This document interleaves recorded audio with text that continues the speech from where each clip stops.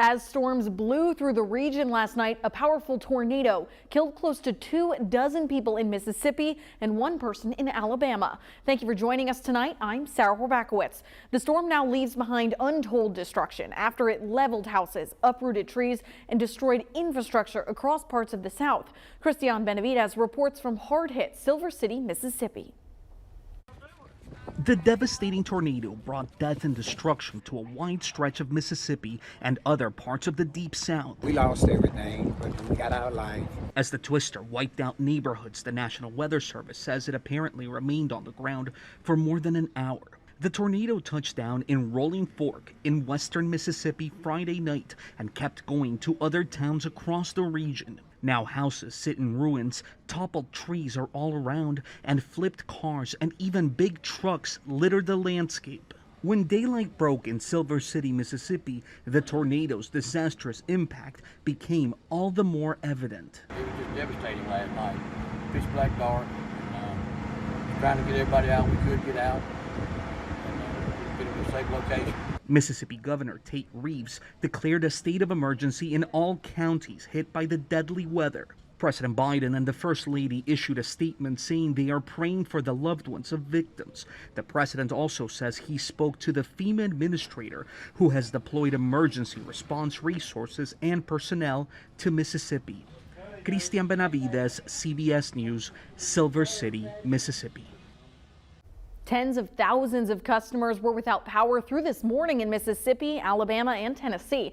As of now, just under 7,000 people are still without power in Mississippi. But meanwhile, thousands of Arkansans also lost power last night. Utility crews have been working all day, and right now, about 200 people are still waiting for electricity. Meteorologist Scott Covert is with us tonight. Scott, what does the damage look like here in Arkansas? Yeah, thankfully, Sarah, we have no tornado confirmation in Arkansas. The Weather Service did survey some damage today in Glen Rose specifically, but determined that was as a result of straight line winds. Numerous reports of flooding around the state. You can see those here on the map. You'll notice a large concentration of those flood reports in the central Arkansas area. Thunderstorm wind damage in eastern Arkansas last night. Now, today's been beautiful. In fact, it's very comfortable outside right now. The capital city sits at 71 degrees. You've got upper 70s. We've had some low 80s in South Arkansas. And with a couple more hours of sunlight left, we'll be in those upper 60s. Sunset this evening, 7:24. After that, of course, those temperatures will fall off into the 50s overnight tonight, but tomorrow is shaping up to be another fantastic day. You'll probably notice it a little bit warmer. That trend doesn't continue, though. We'll have a look at your extended forecast coming up in about 11 minutes. All right, thanks, Scott. And before the severe weather threats made their way to Arkansas, several trees fell in Saline County yesterday. Experts say the strong winds and soaking grounds caused trees to fall. And in a house in Benton, this one fell. It injured 2 people, but thankfully everyone is okay. And the tree hit me in the head, and everything was just going everywhere, and I couldn't really see much, and I didn't know what to do. The family had just moved into the house at the beginning of this year. Also in Benton, customers will be seeing an increase on their utility bills in a few short months. The city council approved the hikes after the utility company said they were necessary to operate. According to Benton Utility, their purchasing costs increased significantly, and they needed to make improvements in order to stay up to code. After months of debate, the City Council and Utility Commission came to an agreement to increase the rates over a 3-year period. It allows us to just we're not breaking even for this year. We're actually going to be in the red with the capital projects that we have planned, and then we're going to barely be breaking even next year, and then 2025 we'll be making a little bit of a profit. Those living outside city limits but using Benton Utilities, you'll have an additional charge on your bill for the use of electric, water, and sewage.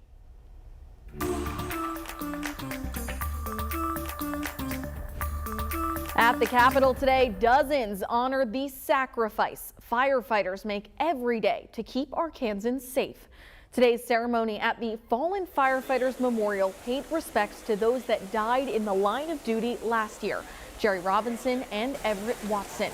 As family members of those who died paid their respects, The service also pushed for the safety of those that continue to serve their community. We are adding more and more cancer firefighters that are dying from that 20, 25, 30 years of service, and they're dying from cancer. So just wash your gear, make sure it's clean. Arkansas history, 129 firefighters have given their lives to help save others. A movement to limit teenagers' use of social media is gaining attention. The state of Utah enacted a law that requires a parent's permission for children under 18 to sign up for certain sites. Utah's the first state with a law like this, requiring parental consent for platforms like Instagram, Snapchat, and TikTok. Several other states have similar bills in the works. That includes Ohio and right here in Arkansas. Cyberbullies, inappropriate material, adults who prey on children, they're all accessible on these platforms, just a simple click away. Now, psychology experts say educating children about social media is more important than limiting their use. Utah's new law takes effect next March and includes a digital curfew. This bans minors from using social media accounts after 10:30 at night, which can be adjusted by parents. Meanwhile, the CEO of TikTok spent over 5 hours in front of Congress earlier this week answering questions about the platform from lawmakers across the country. A House panel delivered a bipartisan criticism of the platform. We do not trust TikTok will ever embrace American values. The platform also threatens the health, privacy, and security of the American people. The site's CEO, Shouzi Chu, says there shouldn't be concerns the Chinese-based platform will be forced to share information with the country's government. The White House and more than half of U.S. states have already banned the app on government devices. Congress is considering 3 bills that would either further restrict or outright ban TikTok here in the U.S.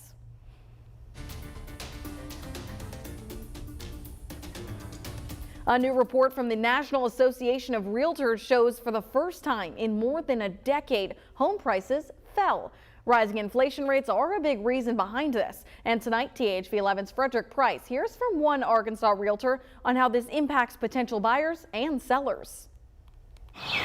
On a national standpoint, we are seeing that houses are not selling for as much as they did in the last 2 years. And Kay Chambers, a realtor with Keller Williams, says this is a direct result of the rise in interest rates. We saw houses selling for $20,000, $30,000 over because so many buyers were taking advantage of historically low interest rate. Fast forward to now. This week, the Federal Reserve raised interest rates for a 9th consecutive time, of course, impacting how much a buyer will pay for a home. 2 years ago, our average house sale was $190,000, $195,000.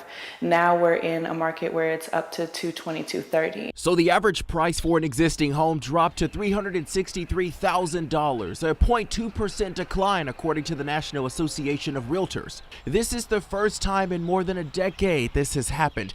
But the hike in interest rates, Kay says, are also having an effect on how much money loan companies approve for buyers. People who used to be approved for $125,000 are now looking at more of like a $95,000, $100,000 approval. Which is why sellers are dropping their asking price. We're having to have that conversation with our sellers, meaning that where we need to price the house is not going to be nearly as high as it used to be. But Kay says even with the rise in interest rates, you shouldn't let that deter you from buying a home. There are resources like rural development loans or refinancing options. Maybe your interest rate is a little bit higher right now, but we always have the opportunity to refinance later on, and that's the conversation that I'm having with my buyers. In Little Rock, Frederick Price, THV 11 News.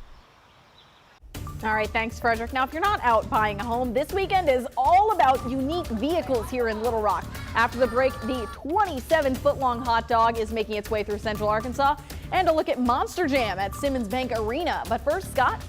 It was a beautiful day. If you like today's weather, you're going to love tomorrow's forecast. But this is Arkansas. It is spring after all. Rain and thunderstorms never too far away. I'm already tracking the next system when it impacts us.